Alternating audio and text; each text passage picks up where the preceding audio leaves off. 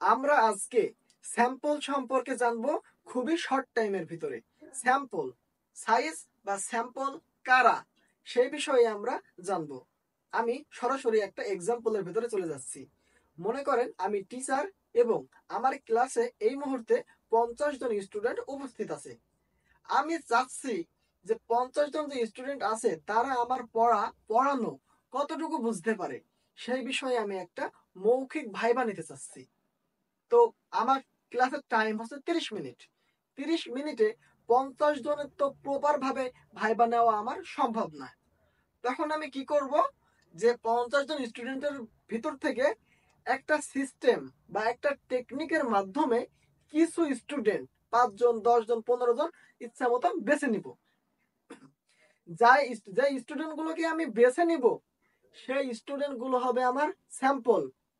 যে টেকনিক বা সিস্টেমের মাধ্যমে বেছে নিলাম সেটা হচ্ছে স্যাম্পলিং টেকনিক। এবং যে 50 জন স্টুডেন্ট ছিল, সম্পূর্ণ 50 জন স্টুডেন্টই প্রত্যেকটা স্টুডেন্টই হচ্ছে আমার পপুলেশন।